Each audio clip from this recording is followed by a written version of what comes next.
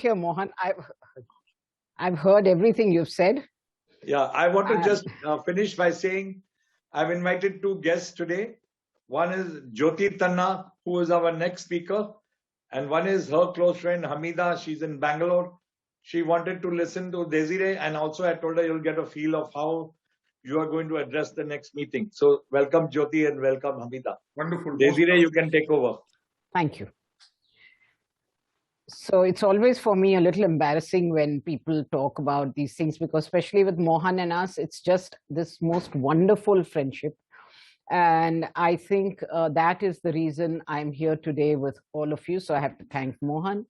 I have to thank Abuzar, your program coordinator, and of course, your president, Berjor. So thank you very much, all of you, for having me here. The apparent reason I'm here is because I have written this book. And because the book is about my personal journey, I felt it would help people. So let me talk a little bit about what brought me to write the book, what the journey was like, and then take it further in whatever way happens. So on 15th August, it was 27 years since I have been completely sober. And the last 15th August is when I had started writing the book, because the lockdown was getting very stressful and I felt this would be a good way to keep myself occupied. Little did I know that it would become for me a personal journey and a catharsis, because it would get me to relive so much of my past and to relive it from the standpoint of the present. So it's always very, I think it's a wonderful thing if we can go back and look at our past with what we know today, and if we can learn from that. So the effort I have made in the book is to share all this. So when I talk about being an alcoholic, so I really was a severe alcoholic. I was not a heavy drinker. A heavy drinker is one who maybe they drink every day, but they can function. And if perhaps they don't get alcohol, they can still manage. That was not with me. I really, really needed, first I drank because I thought I felt good. Later, I needed alcohol to function. And finally, I needed alcohol because if I didn't have it, I could not function. So it had become a very severe thing. My timing was terrible because my children were very, very young and totally dependent on me. I'd had a very late marriage. So I'd clearly had children late, and I needed to be present for them. And I would say for a good 5.5 years, I really wasn't present for them. Now the journey out of it, for whatever reason, AA, Alcoholics Anonymous, did not work for me. Now, because it did not work for me, I had to find other ways. What I realized today is that some of the things I did, AA, Alcoholics Anonymous, has something called the 12 steps that they make you do in order to come out of addiction. So although I didn't do it, I didn't know about it, but much later I realized that a lot of what I did was also part of that. So clearly, whatever we need to do to come out of any kind of crippling habit, some of the things are common. So it's not a question of alcohol, whether it is alcohol or whether it is shopping or whether it is work or whatever else, gambling, whatever else addictions we may have. Sugar, anger. Today, I realize there are so many addictions. Many of them are not given these labels because they're socially accepted. However, there are people who have to compulsively be angry in order to get a chemical hit. So anger is a chemical hit. Alcohol is a chemical hit. So are cigarettes. So is compulsive shopping. So is sugar. Any of these. So when there is this kind of compulsion, the things to come out of them, some of them are same. You can do them in any form you want, but basically what I realized in the process of going through my life and writing the book is that basically what we need to do to lead a happier life, to lead a life that is not compulsive, is to simplify and purify. By purify, I mean that, whatever baggage we may be carrying, whatever fixed thoughts and ideas where we have an ego investment or any other kind of investment, okay, those need to be removed. So that's part of purify. Simplify is really bringing our life down to our priorities and what we want, and not the energy leaks that take our entire life. So what I realized is that what we need is to simplify and purify. And I realized this in the process of writing. I also realized that that's what I had been doing, which is why I have been successful. So simplify and purify. Then the other part of it, which is the positive part of it, is care, share, and rejoice. Now, this care, share, and rejoice, I don't have to tell any of you, because the fact that you're in the Rotary, I'm not a Rotarian, but the fact that you're in the Rotary and that this is part of your credo, okay, already you know the value of it, of caring. I mean, already you have talked about these saplings and all that you've given. So caring, sharing, and what you call fellowship in terms of rejoicing, happy with each other, happy for each other.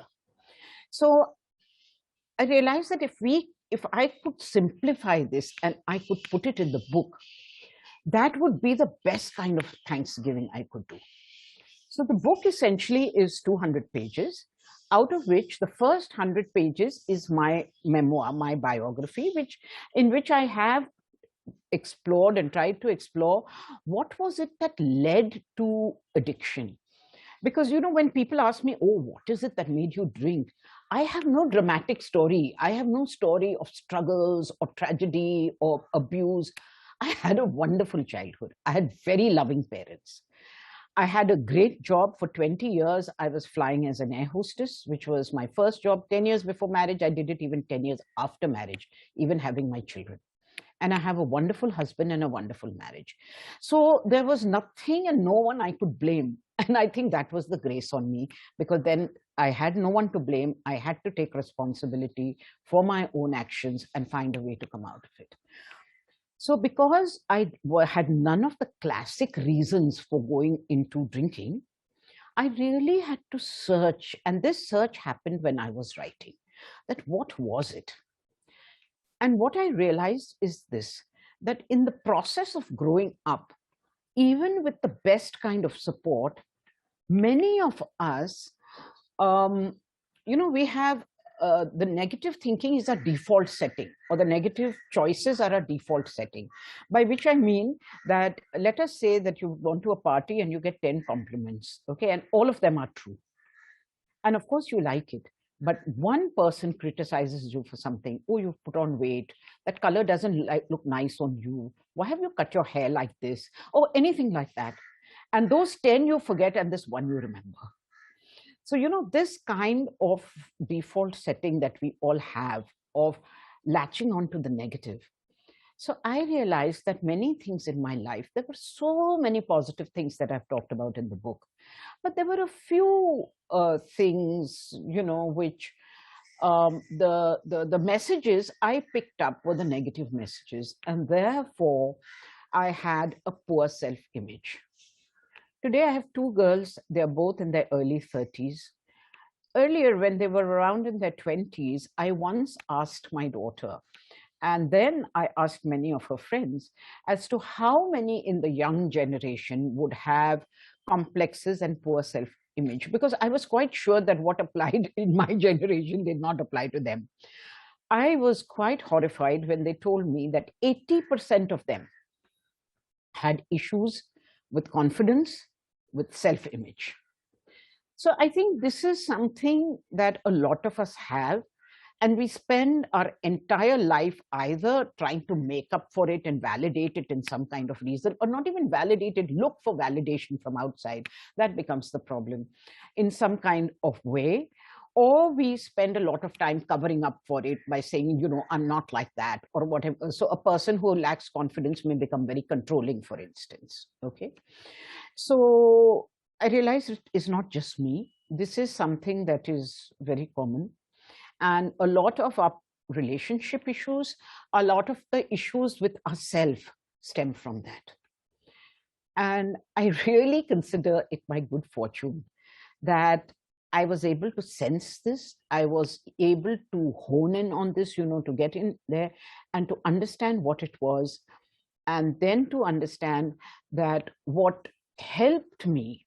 So when I did the practices that helped me, I just did whatever came my way because, I had small children. I was just desperate to come out of this absolutely debilitating and hopelessness and helplessness. And, it was just something that whatever happens, and, there would be times I'd be walking on the road and I'd literally stop in the middle of the road and say, God help me, God help me.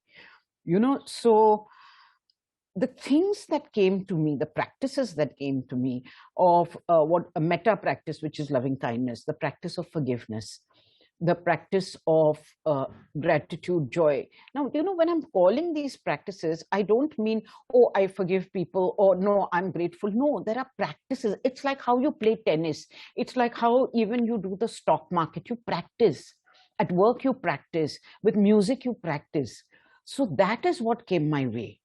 But what was wonderful for me is to realize later that they came in an order. They didn't, I used to always think that, oh, I was just doing all these practices. When I was writing, I realized that they came in a specific, almost like a chronological order, and almost in a way as to what I needed first and what I needed second. The grace on me, or the blessing on me, was that when I got these answers, I sincerely did the practices. I would do it for hours. Okay, like I remember there was this one thing about, about humbling your ego. So you had to do prostrations. Prostrations is what's called dandvat in Hindi, where you go fully down and then you get up again, sort of submitting with my body, mind, and soul. I surrender to thee, that kind of thing. And I would do 100 of them in the afternoon. Okay, I would kneel down and do 100. It was like whatever it takes. But in the process of writing, I realized how systematically they had come to me, and I had done it. So in the second half of the book, the second 100 pages of the book, I talk about all the practices, and I have tried to simplify them as much as possible. Although I may have done meditations for 1 hour, I have suggested something starting from even 7 minutes and going on to 20 odd minutes, just so everyone will sit and do it. And yet, with this kind of sincerity, and mind you, I am one of the few alcoholics who admitted that I have a problem. It wasn't normally the family says, and the alcoholic is in denial, and much later on they say they're forced to, and they say, yes, I have a problem. It wasn't like that. I recognized, I admitted it. Once when it became very bad, I got myself admitted to hospital myself. My husband was working in Borivali. I didn't even wait for him to come home. I just went to Breach Candy because we stay at Pedder Road. I got myself admitted. And I remember I was so keen at that time. There was one young doctor who he had night duty and he used to visit me every night. And I used to tell him, tell me about alcoholism, show me the ugly face so that I'll be frightened enough to give it up. Show me a dying alcoholic. And I remember him telling me that, you are so keen that although it's against the rules, I would put you in that white jacket and take you to see another patient if I had one. But unfortunately, at that time, there were no patients who were dying of cirrhosis or any such thing in the hospital. So in spite of all that, and in spite of the tremendous support I got from my husband and my mother, it still took me at least 1.5 years to finally come out of it. That is how entrenched our habits are. And all these, I'm talking today about alcohol, but anger is same, greed is same, the need to control people, it's all the same. It's not that easy. We are so caught up. People talk about cancers of the body. What is a cancer? A cancer is something that, like it's a tumor that surrounds the healthy part and holds it there and then spreads. And that's exactly how it is for all of us if we have a compulsion. And that is how it was for me. And I think that is why when years later, I think 6 years later, in 1994, I came out of it. In 2001, I was detected with breast cancer. somehow that breast cancer didn't seem that bad, because I think my true cancer I had already gone through. And I think because I recognized it and realized it, somehow the universe spared me. And although I had to go through a surgery, I did not have to go through chemo or radiation. So this, what I'm telling you, also ties up with that purifying and simplifying, because I think since the process was already started, because what is chemo doing? It's trying to purify. It's trying to remove the malignancy so that what is left is healthy. Except we yet don't have a perfect system. We have a very imperfect system that also kills the healthy cells. Okay, but that's what it tries to do. So what I have talked about in the book is this, about how do we simplify our life? So simplifying is what is important for me. Why am I wasting time on what is not important? What is important? Who do I want to make happy? What do I want to do for myself? So simplify, purify, share, care, and rejoice. So it's also in the spirit of this, because on 15th August, I was completing 27 years. So at the present moment, the book is available on Amazon. It is doing very well indeed. But up to 26th, for 10 days, we are offering the Kindle version for free. The idea is that people who otherwise are hesitating to buy could download the Kindle version.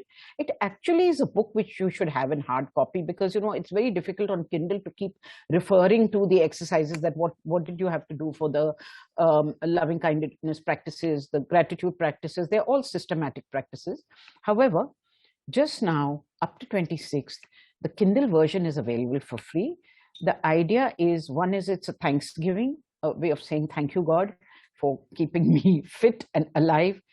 When I came out of alcoholism, my liver was already damaged. I was on blood pressure tablets. I was pre-diabetic. Today, touch wood, thank God, I'm on no medication at all. The liver is fully restored, because the liver, if the damage is less than 40%, it restores itself.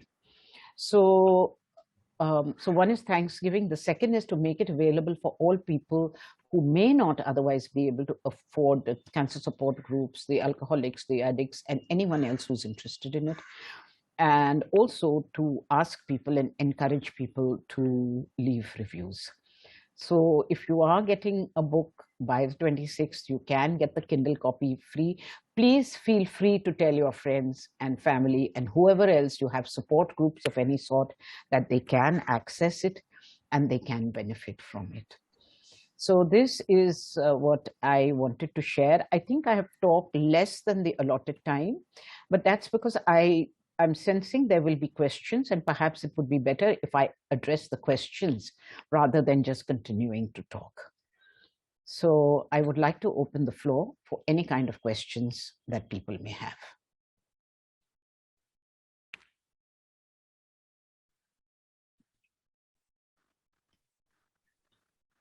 Have we got questions? If we have questions, that's great. If we don't, then if you would like me to talk a little longer, I can. I'm sure there will be.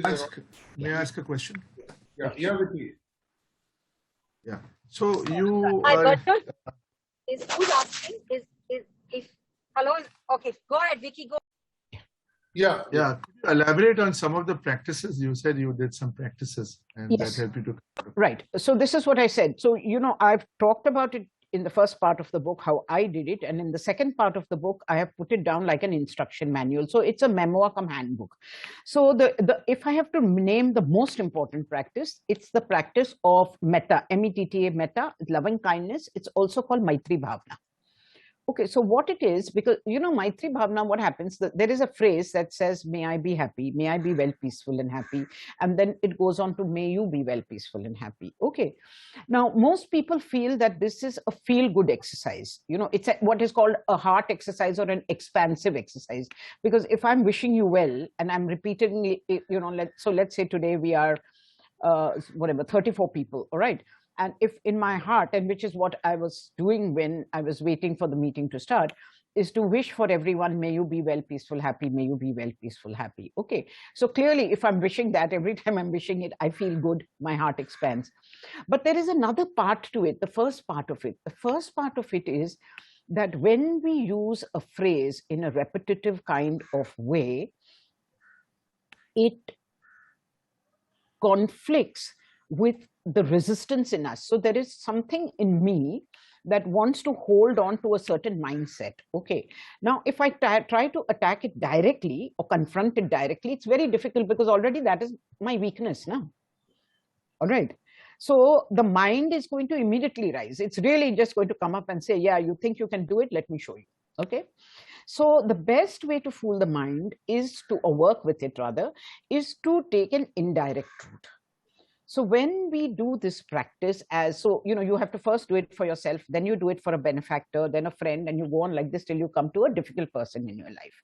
So as we keep doing it, we realize, for instance, for ourselves, that there's so much anger we may be holding or so much grief we may be holding that when we start saying this, the mind and the body starts reacting in strange ways.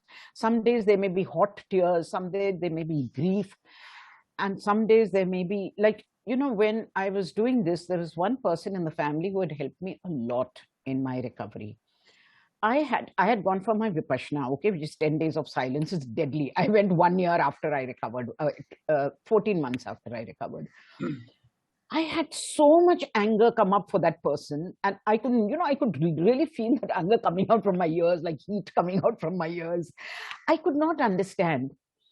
And later I understood that in the process of helping, the person was also, playing a few, how shall I say, a few ego games with me.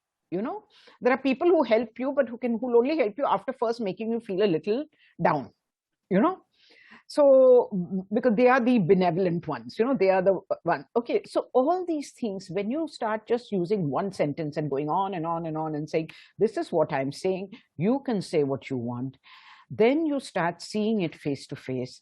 And the key here is, as you see it face to face, you don't react. When you don't react, the mind is not able to put the data back. If you don't react to some thought that has come up, it has to vaporize. Why it goes back is because we react. So in the process of these practices, so there was, first one was metta, the second was forgiveness. And again, first there's self-forgiveness, and self-forgiveness is so painful and so difficult because you realize that more than anyone in the world, you have blamed yourself from the time you've been young, because you've been told things like, that's wrong, you did wrong, you should do this, you would, all this. So it's such a painful thing. And especially for someone like me who had, when I had small children and I had gone through addiction, there was so much to blame myself for. So in the face of that, you sit and do the practice. Okay, so you do gratitude, so you do this, then you do, then the third was what it's called mudita, feeling joy in happiness in the joy of, joy in the happiness of others. Very difficult to do. Okay, then came gratitude. And today, the gratitude practice I have, which is a 4-step practice, at least how much I have researched and I have seen, I have not come across anyone who teaches gratitude in that kind of depth as I have understood and practiced. And one thing I want to say, that whatever I practice, so after I came out of alcoholism, I went back to college. I went to St. Xavier's. There used to be a Father Fuster who used to do a course in personal counseling. I convinced him that he had to take me back into college. And the reason I'm a counselor today is thanks to him. And then later I learned various other therapies. But whatever I teach comes purely from what I did. Okay, there is no theory. If I did it and it worked for me, I'm qualified to teach it. So that's why I kept saying practice. It's like how you practice tennis and how you practice squash and music.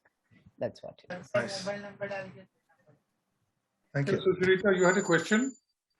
Yes, I had a question, Roger. First, apologies, Desiree. I am driving the car, but I've been listening very, very closely also to what you said. Surely. But I just wanted to ask you, through your own, before you started the process of getting back to normal, and even during that process, especially during that process, did you find there was a lot of social criticism, that people kind of made you feel small because of whatever you felt? And how did you overcome that? Because I think most of the time one feels very discouraged even when one knows one wants to get better, you know. So Absolutely. I just was curious about that. Yes. Yeah. So I'll tell you. So definitely there was that. And also there was one more thing. You know, my husband was in the corporate world, and he was at that stage of his career where he was going higher and higher. Like with the first daughter who was born, he became vice president. With the second, he became the managing director of the company. He was just doing very well. And I was terrified that if this thing of mine comes out, would it affect his career?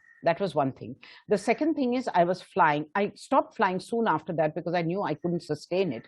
But even that, you know, I could barely manage that. You know, you're not supposed to drink for 12 hours before you fly. All right. So I didn't drink for 12 hours before I flew. But if you have had 6 drinks before, the 12 hours doesn't apply. It means you don't have a drink. It doesn't mean that before that you can just be pissing up and then, you know, 12 hours you stop.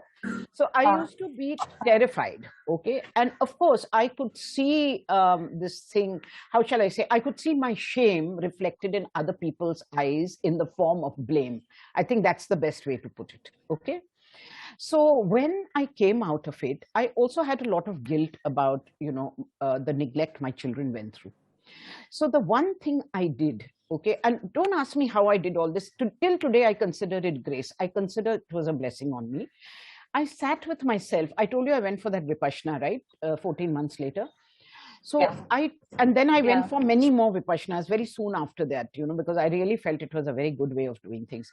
So one thing I decided is that I would not feel guilty. Because see, I was equally helpless. It's not like I wanted to drink and I didn't want to look after the kids. Okay. I mean, they were my reason for coming out for one thing. But I realized that I was also helpless. So I was not to blame, but I was responsible. So whatever damage had been done, even if it meant for the rest of my life, I had to do whatever was necessary to undo the damage. So wherever necessary, I went and apologized and all. And later, if I found people being a little unpleasant, like I remember one particular instance where someone said to me, you know, last year when I had my party, you were like this. Now that last year I was drinking. So I made very clear to everyone, I said, you can talk about anything you want after that stopped. Anything before that, it's not fair. Because I was not present. Okay. And you cannot sort of hold me to that. Now, if I do it, you tell me.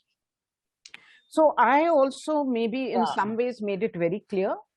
And also because, you know, after coming out of it, I started being quite transparent. So, you know, before someone can say something, if you say it about yourself, they don't have a weapon to hit you.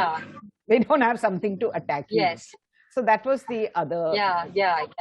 But I didn't do these as strategies. It just happened. You know, later I realized it's a good strategy and I teach it to people. Okay. That's very, very, very, very insightful. Thank you. Yeah. Thank you. Thank you. I have a question, Desiree. Yes. I really didn't know till you mentioned now that anger is also one of those things. I mean, I was quite surprised you said that. Yeah. Because alcohol is something which you reach for and it calms you or whatever it is. But when you said anger, you don't acquire it. You don't look for it. No, you reach for it. You reach for it. Yeah. And it also, so, you know, I have a friend who discovered in her 3rd Vipassana. Okay. She has done many. I have not done so many. Actually, she's the one who made me aware of it. She realized that she was addicted to anger and she told me about herself. So she was very successful in her career. She's much older to me. And what happened is she was doing very, very well. But she used to find that she was getting more and more angry. And also she was a very heavy smoker. So the smoking was a lot. Some problems in the relationship with the husband, you know, there was some which had started surfacing. And at work, she was losing her temper. Then she found out that there was one guy in the company who had got promoted, a big promotion, but he was asked to work under her. And he said, either he doesn't take the promotion because he will not work under her. So if they want, they can take back the promotion or he will leave. When she found out that, she was horrified. She realized there was something seriously wrong with her. So she left the job. And then she started this process of introspection. And that's when her meditations also started. And she told me she realized, you know, these Vipassanas are 10-day things where you have to be silent and you're meditating for 11, 12 hours a day. It's very, very challenging. Okay. she realized her addiction to anger. So here's the scenario she gave me, a typical scenario. She had two children, a boy and a girl. They were that time school going. She said we'd be sitting at the table having dinner, because dinner was the one meal they could have together. They were both working. Everything would be fine. There would be a normal conversation happening between the husband, the wife, and the children. And suddenly she would feel this urge, it's like saying, pick up a drink, pick up a cigarette. Okay, so I want the hit, I want the hit. And just out of context, she would call the servant and she would say, why haven't you, ye kaanta सीधा क्यों नहीं रखा? वो मैंने बोला था कि वो रोटी इसमें नहीं देने का है, उसमें देने का है, And her husband would look at her and say, can't you tell them later? No, I have to tell him now. He says, you've just spoiled the meal. And she told me then she could realize how this urge comes up, and it's like this demon saying, feed me. It's like people who do late night shopping, online shopping. It's something that says, I'm hungry, feed me. Gossip, sugar, give me a hit, give me a hit. I've been counseling a girl who at night orders 3 milkshakes from Scootsy and consumes them all because she feels so lousy at night, because the confidence issues are so low that unless she can get a hit which will give her a high, she cannot sleep. This is how bad it can be. This is how bad it can be. And this girl I'm talking about is 25. Excuse me, may I ask you, what is a hard... Just one, sorry. I want to follow this up. Sorry. So fine, I get that. But let's say you're not looking for a hit, but there's a circumstance which has caused you to react in the way you have reacted. That's not an addiction. But that's anger. It is anger, but you are not compulsively angry. Okay. That is the thing. The thing is, if it is compulsion, so the way I define, so after the drinking, and I was also a very, very heavy smoker for 25 years. I gave that up 6 months after I gave up smoking. So it might bear saying here that what I realized in giving up drinking in that year and a half that it took, that before I gave up the addiction, I had to put into place, before giving up, I had to put into place the healthy habits before giving up. Because if I gave up drinking and I tried to put the healthy habits in place, it was not going to happen because I already had a big struggle. So I had started walking, going to the gym. I had gone vegetarian only because we are very non-vegetarian. I'd gone vegetarian only because I needed to detox. Okay. So it was for a period of time. I did a lot of things, okay, and then I gave up. So for and I did acupuncture supporting as an adjunct for 1 year. Except for one person, I have not succeeded in getting other people to do it, because you see, when you go to an acupuncturist, he will say, come for 20 sessions, it should be okay, because if he tells you you need 1 year, you may not go. So, and it's not going, may not happen in 20 sessions. So I tell people the cost of the acupuncture is the cost of the bottle, choose the acupuncture. But they don't understand. And I did it for a year to support. All the acupuncture did was it reduced the urge, because the doctor explained to me, he says, it's not going to take it away. It's going to reduce the urge. What you do with the clear mind then is your choice. So you use that clear mind to find solutions. And that's how I knew I should go vegetarian and whatever else, lot of water, lot of hydration. So all this I did in my, so because towards the end, I used to be only binge drinking for 4 days of the month, you know, as I improved. And then also I realized there was a cycle. So for me, my weakest point was ovulation. For a lot of men, incidentally, even women, but I've seen for a lot of men, they get affected by the lunar cycle. You know, sometimes they're at their weakest or angriest or most doubtful, depending on certain phases of the moon. I have seen this with men but only with men who binge. So like this, if you find that there's a certain period when you're unstable or angry, please, please, please, or anything else, highly emotional, women who want to cry a lot, please check which phase of the moon is affecting. For me, it was ovulation, but definitely one of my friends, her brother, got okay very soon because they did this, and he realized that period, and during that time he just refused to socialize. you know, those 3 days, he would just not go anywhere, protected himself, because he realized that was his most vulnerable. So sometimes it is like that. So for me, towards the end, it was just those 4 days, because the acupuncture acted like antabuse. It would not let me drink a 5th day. I would be so sick. I would be sick as a dog. Okay. And really nauseous. But I realized that formula, and then I used it for smoking. So I was asked to do it 6 months later.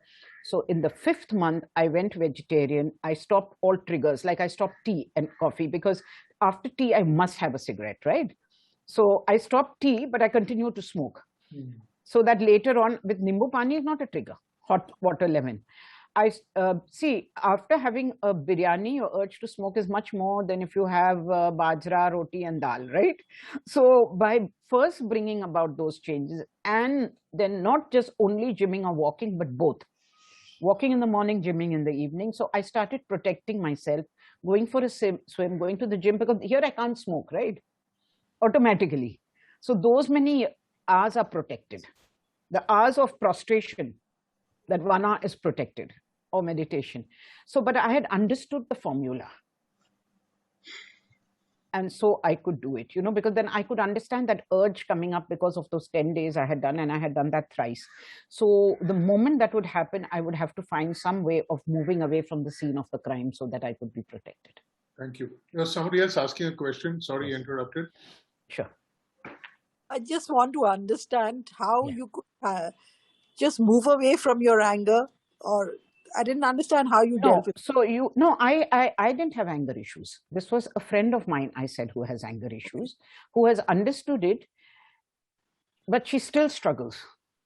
So today what happens is, the moment she catches herself, she will step back, and either she'll say sorry, or she'll walk out, or she'll drink a glass of water. But the best pause to give, see, for all of us, you know, where the problem lies, I'll tell you, is cause and effect. Something happens to trigger us and we react, right? There is a trigger reaction. What we have to bring in is cause, pause, and effect. So that pause can be a sip of water. It can be a breath, something to break that momentum. That's why, you know, these things, they say count to 10, wash your face. It's nothing but the pause. And then once we do this cause, pause, and effect, then later on it becomes cause, pause, and impact. Because now we can control the thing. But it's a question of practice. But I didn't have the anger issues, thank God. It would have been a deadly combination with alcohol. What were the main issues that you tackled? What were the issues I tackled?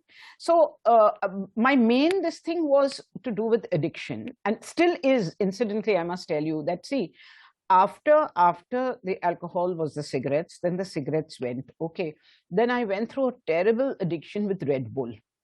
Now, all those get accepted because nobody, although mind you, I used to, 1 can of Red Bull, I would put this much Red Bull and put tonic. Okay, so 1 can would give me 3 drinks. But you know how much sugar that is? It's mad. It's as bad as drinking. Okay. Then came this thing with coffee.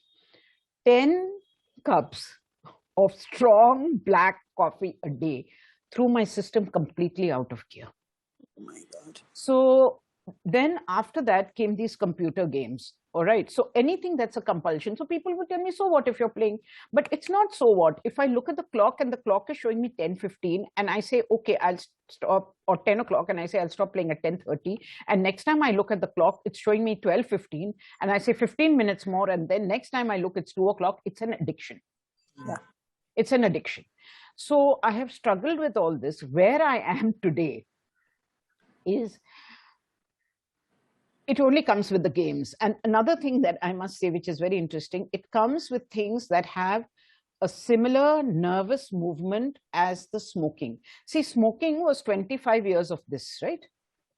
Now, when I gave up smoking, I also did something about this. So I used to either have a worry ball or prayer beads, or I had a counter for a mantra, because otherwise your nerves will scream. Yeah. All right. Okay. So all that got controlled, but till today, I see that the computer games, or the ones on the telephone that attract me, are the one that need a certain movement of the fingers. Okay. Which in some way mimics. So I understand that this muscle memory has not yet gone. Mm. You know, the muscle memory has not yet gone. This is how deep it is for all of us, believe me. You know, Yeah. it's a struggle for life. And I truly believe that if we can uproot this, we have uprooted it from the DNA of the family that continues.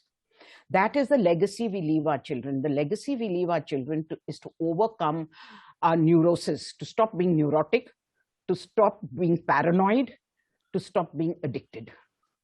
By our example, automatically the next generation learns. It's the best legacy, not the money and other things we leave, whatever we leave. Health is the best legacy. Health is the values now, and this, that for them to see that we are fighting our demons so that when theirs arise, they have an example that my parent did not cover up or deny, but looked at it, then maybe I can also look at it.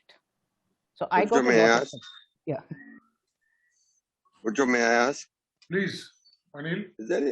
I want to know, is this possible without support of immediate family? I would say it's very difficult without support of immediate family. I was very fortunate to get absolutely unconditional support. I remember the times when I would tell my husband I won't be able to make it, and he would say, I know why I married you. I know you can make it. And my mother just stood by me without judging me. I know how much it affected her health later because her nerves were shot. I mean, it's not easy for so many, the total period was 5.5 years. For 5.5 years to stand by someone who's slipping and falling, like the maximum period at one time was 4 months. The minimum was 1 hour. I would swear on my children's head, 1 hour later, I'd be drinking.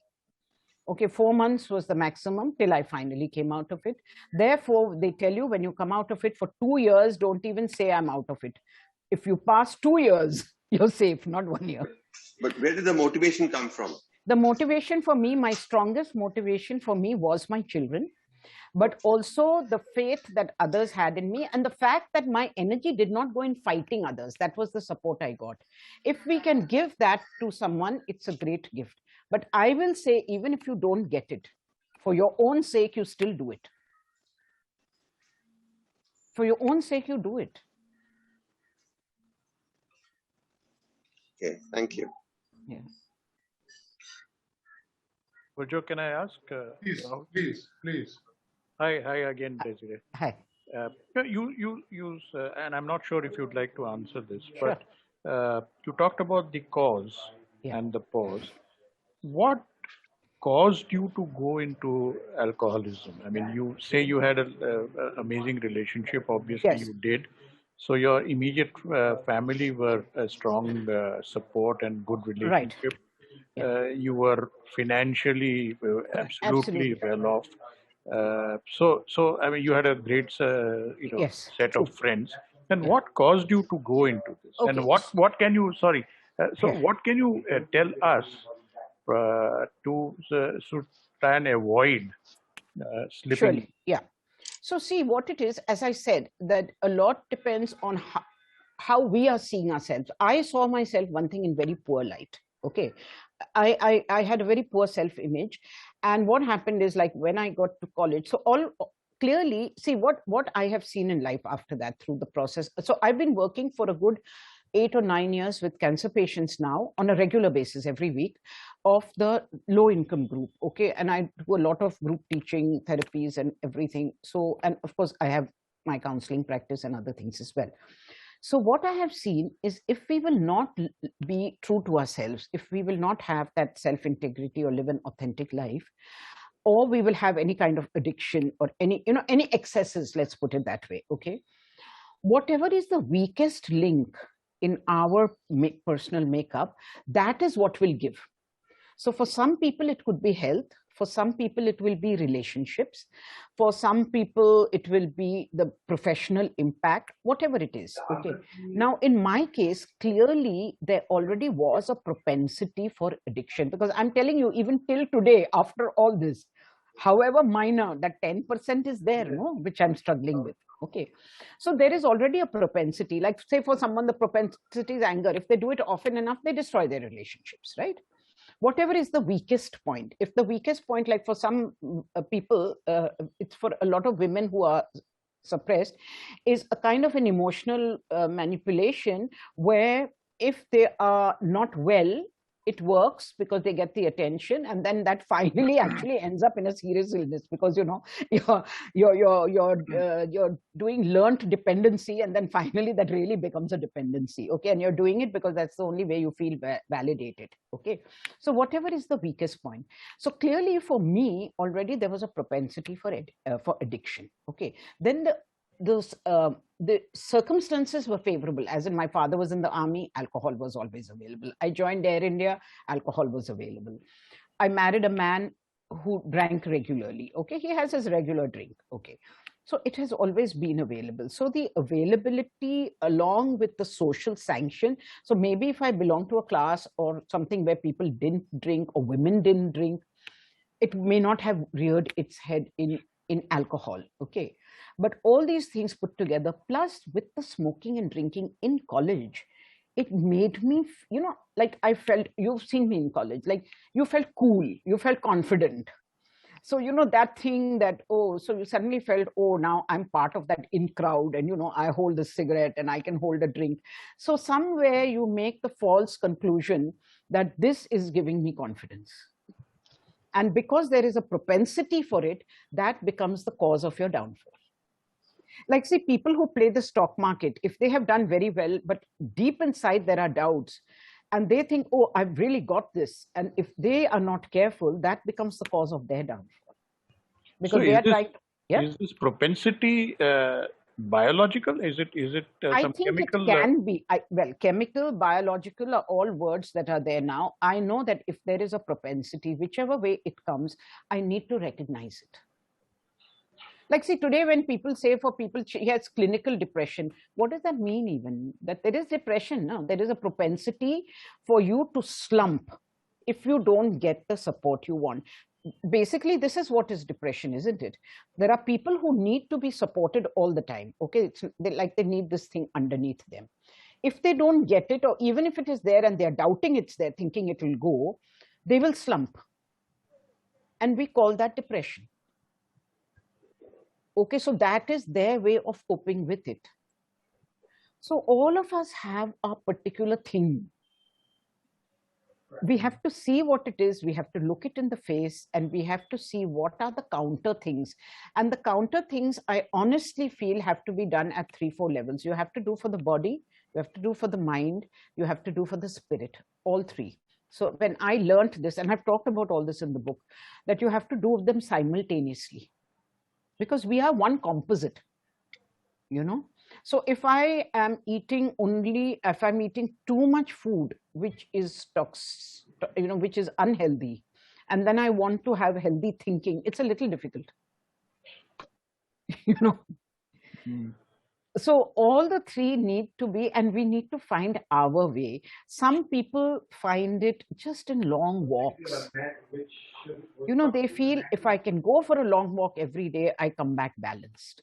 Whatever works. My case was extreme. I had to do lots of things. My prayer for people is that it should never be so extreme. They should be able to find simple solutions for it. Thanks. For some people, it is just getting away on a self holiday, whether they want to go hiking, trekking, away from the family, brings them back refreshed, whatever works. But let's go out and claim that for ourselves. Recognize it and claim.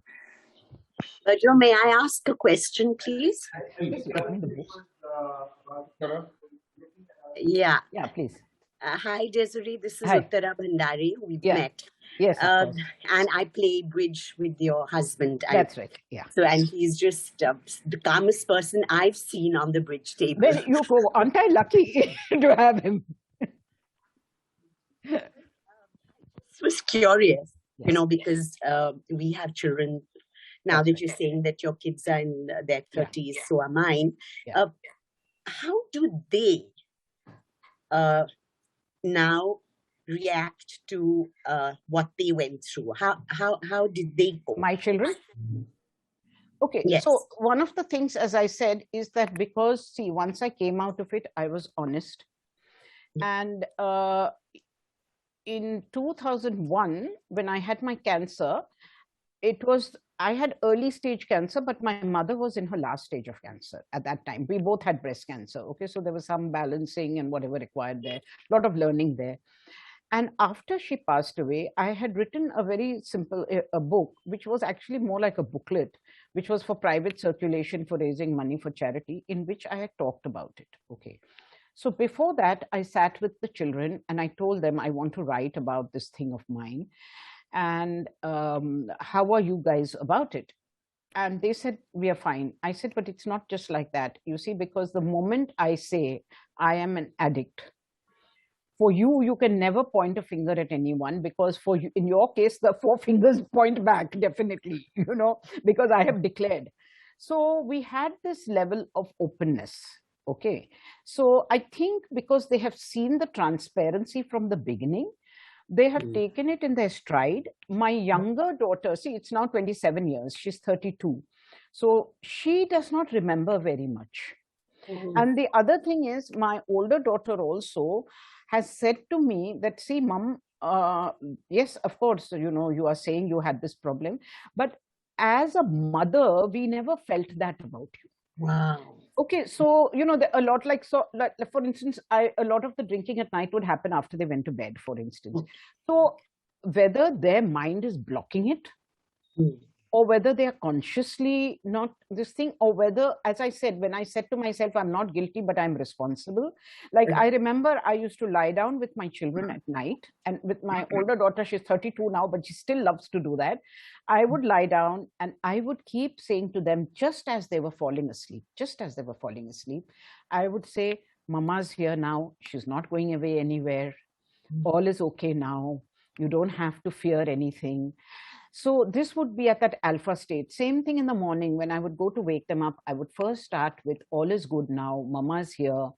Nothing is. So whether that worked, whatever worked. Right. Plus they were in JB Petit. I was very lucky that a lot of the practices I had done, Shirin Dara Shah, who was the principal, allowed me to do these practices with the 8th standard where my elder daughter was. So I used to do it with the entire class, and maybe a lot of processing happened there. But definitely the effects. And incidentally, I always forget to do this, so please let me show. This is the book, all right, In High Spirits. That's what it looks like. It's available on Amazon. If you click on the link, I have sent it to Virjor, and I have sent it to also, I'll send it to Mohan as well.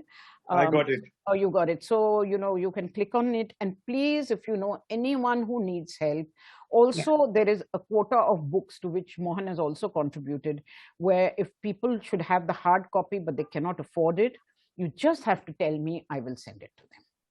And for the rest, of course, I would like people to buy the copy, to post reviews. Reviews always help to get global readers. And that's really beneficial for me. Yeah. I think we are running out of time, Virjor. Any other questions? 1 or 2 quick ones. Otherwise, I think members will start leaving suddenly. Yeah. Anything else? Any other questions? Okay, fine. Desiree.